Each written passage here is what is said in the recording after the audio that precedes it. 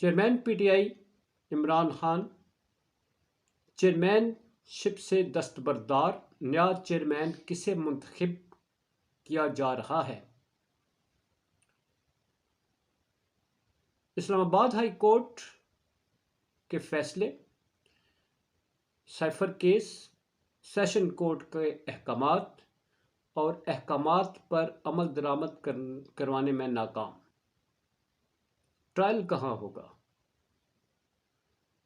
जनाब मोहम्मद नवाज शरीफ साहब का सारा मैदान साफ, मगर वापसी की तैयारी क्यों? बिस्मिल्लाहिर्रहमानिर्रहीम। ब्रेकिंग ऑलवेज के साथ नाजरीन इकराम, मैं हूं फैसल सैयद। उम्मीद करता हूं आप जहां भी होंगे रब तआला की पनाह में आफियत से होंगे। अभी वक्त का मुकाबला सख्त। चेयरमैन पीटीआई को हटाने, रास्ते से बिल्कुल रास्ता साफ करने के ख्वाबों की तकमील की तरफ सारे रास्ते क्लियर। बड़ा फैसला, चेयरमैन पीटीआई चेयरमैनशिप से दस्तबरदार या इलेक्शन कमीशन का जो फैसला है उसकी वजह से बल्ले का निशान भी वापस हो सकता है। चेयरमैन पीटीआई की दस्तबरदारी के बाद पीटीआई कितने हिस्सों में बंटने जा रही है? एक बड़ा दावा बड़े लीडर की तरफ से, इसी पे बात करेंगे। नाज़रीन, मेरा ये चैनल नया है, प्लीज़ सब्सक्राइब कर दीजिएगा और बेल आइकन का बटन दबाते हुए एंड तक देखने के बाद अपनी कीमती राय से ज़रूर आगाह कर दीजिएगा। अगर पसंद आए तो लाइक का बटन भी दबा दीजिएगा। जनाब मोहम्मद नवाज शरीफ साहब अपने खूबसूरत मुस्तकबिल के ख्वाब सजाए पाकिस्तान में तशरीफ़ लाए। सब कुछ उनके ख्वाहिशात के मुताबिक तरतीब दिया जा रहा है। एक बड़ी सियासी जमात को मुकम्मल सफाया करने के बाद भी बात बनती हुई नज़र नहीं आ रही। सबसे बड़ी रुकावट जो है वो इस वक्त अवाम है, और अवाम का मैंडेट जो है वो इस वक्त जिस जमात को जाता है उसका लीडर वो पाबंद सलासल है। अब पाबंद सलासल होने के बावजूद मुख्तलिफ मुकदमात में जिस तरह से अदलिया से इंसाफ के तकाजे पूरे करते हुए उनको वापस लाने की राह हमवार की जा रही है, तो वहीं टेक्निकली नॉकआउट करने के लिए मुख्तलिफ हीले बहाने आजमाए जा रहे हैं, जिसमें सबसे बड़ा इस वक्त मामला इलेक्शन कमीशन, जिसने इंट्रा पार्टी इलेक्शन जो है पीटीआई के उस पर एतराज़ उठा दिया है कि ये साफ और शफाफ इलेक्शन नहीं थे, लिहाजा इसको नहीं माना जाता और दोबारा 20 दिन का टाइम दिया गया। ये पाकिस्तान की हिस्ट्री में पहली दफ़ा हुआ है जी, election commission intra party election पर एतराज़ात उठाकर जो है चेयरमैन पीटीआई को, चूँकि टारगेट एक शख्स है, उसको किसी तरह से तो हटाना है। अगर वो उसका जो टेक्निकल जो है वो ग्राउंड्स ये हैं कि चेयरमैन पीटीआई जो हैं उनके खिलाफ जो है न तोशाखाना केस में नाअहल किया जा चुका है और वो इलेक्शन में हिस्सा नहीं ले सकते। अब इंटर पार्टी में अगर वो उनको चेयरमैन मुंतखब किया जाता है तो इधर से कहेंगे जी ये तो इलेक्शन में हिस्सा ही नहीं ले सकते, नाअहल कर दिए जाएंगे, और साथ ही पार्टी का जो इंतखाबी निशान है वो भी वापस ले लिया जाएगा। सारी गेम ये है जिसको चेयरमैन पीटीआई बहुत अच्छी तरीके से जानते हैं। इस गेम में शेर अफजल मुरव्वत साहब का एक बयान आता है और उसमें वो कहते हैं कि चेयरमैन पीटीआई कहते हैं कि मैं इलेक्शन में हिस्सा नहीं लूँगा। उसकी ग्राउंड्स वही टेक्निकल हैं जो तोशाखाना केस में सज़ा है और उसमें नाअहली है, चूँकि वो अभी तक केस कल अदम नहीं हुआ, इसमें सिर्फ जो है उनकी ज़मानतें कन्फर्म हुई हैं, केस जो है वो अभी जारी है। तो इसमें वो नाअहल हैं, तो नाअहली उस वक्त ख़त्म होगी जब केस ख़त्म होगा।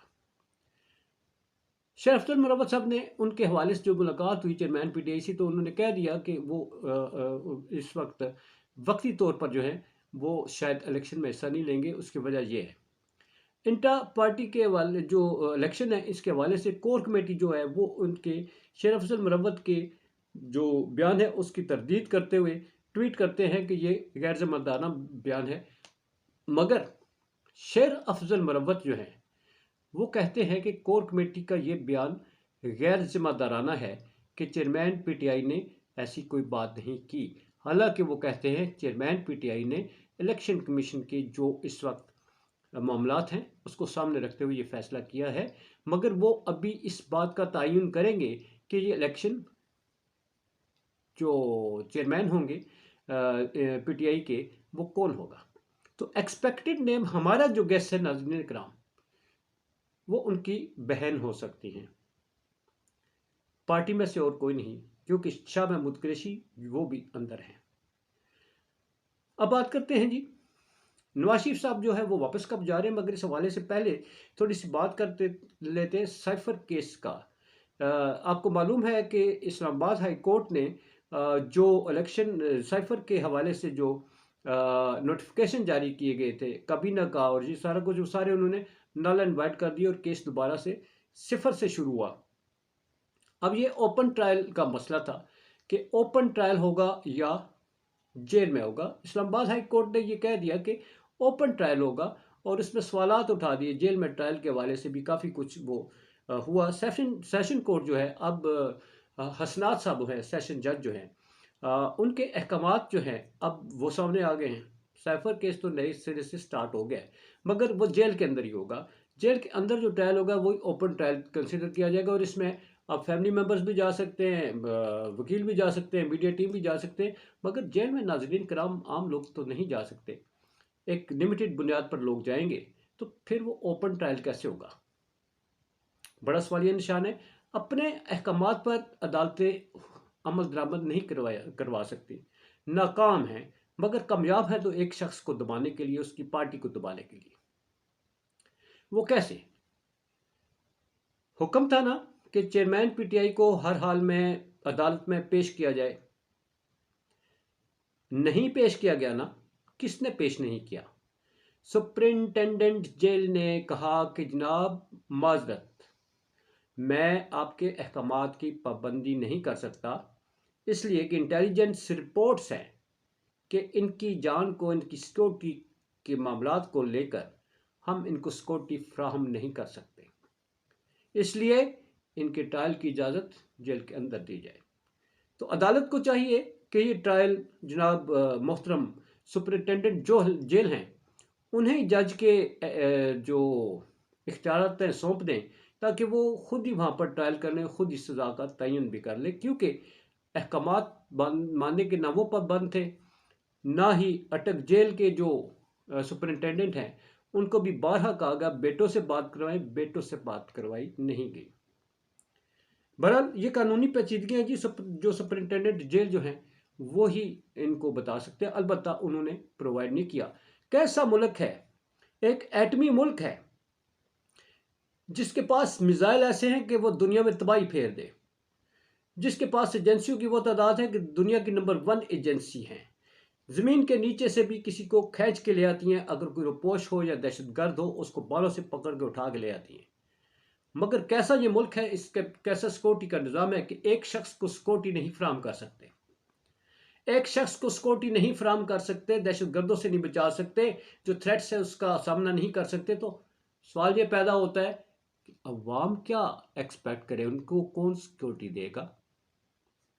अपनी हिफाजत खुद कीजिएगा, या अपने आप को सलाहों के पीछे बंद कर लें, महफूज रहेंगे। जैसा कि इस वक्त आसान तरीका है, सलाहों के पीछे बंद करके आप महफूज हैं। अब आते हैं नवाज शरीफ साहब की तरफ। जनाब उनके लिए मैदान साफ किया गया, उनकी ख्वाहिशात के मुताबिक मनो अन हर चीज़ पर फैसला किया गया, हर चीज़ जो है उनकी ख्वाहिश के मुताबिक तरतीब दी गई। एक पूरी पार्टी को जबरदोस्त कर दिया गया, उसके लीडर को अंदर कर दिया गया, उसके बाकी लीडरान को मंजर से हटा दिया गया। इलेक्शनों में मैदान साफ करवाकर पार्टी के सारे बंदे तोड़कर उनकी पार्टी में दीगर पार्टियों में शामिल करवाए गए कि जनाब आपके लिए मैदान हाजिर है। सबसे बड़ी रुकावट जो है उसको कोई भी तमाम ताकत होने के बावजूद नहीं उसको तोड़ सके, वो है अवाम। अवाम जिसको मैंडेट दे रही है उसको लाने के लिए कोई तैयार नहीं, उसको कोई लाने के लिए तैयार नहीं, और उसमें जाने के लिए पार्टी लीडर तैयार नहीं। कौन? जितने 14 जमातें हैं, कोई लीडर अवाम में जाने के लिए तैयार नहीं।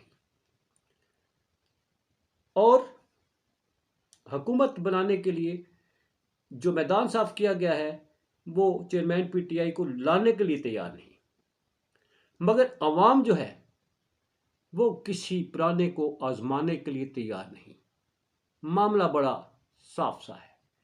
अवाम के फैसले को जो है वो उसी के तहत जो है मुस्तकबिल का तयन किया जाए। इसी मुस्तकबिल के हवाले से नवाज शरीफ साहब अपने मुस्तकबिल के लिए मतफक्र है और वो वापसी की राह सोच रहे हैं। यहाँ तक बड़े बड़े इस वक्त जो तजियाकार हैं वो कहते हैं कि उनकी सेहत के मामलात कुछ ठीक नहीं है, हो सकता है कि मेडिकल चेकअप के लिए उन्हें वापस जाना पड़े। अब वो वापस जाते हैं या सियासत में रहते हैं या सियासत में अवाम में अपना मकाम बनाते हैं, अवाम में जाते हैं, अवाम में अपना बयानिया मंजूर करवाते हैं, अवाम में अपने आप को दोबारा से इन करवाते हैं। ये फैसला अब उन पर है और उनको एक्सेप्ट करना या ना एक्सेप्ट करना उनकी बीच में आ जाने के बाद ये भी फैसला अवाम का है। इजाज़त चाहूँगा। पाकिस्तान जिंदाबाद, पाक अफवाज पाइंदाबाद।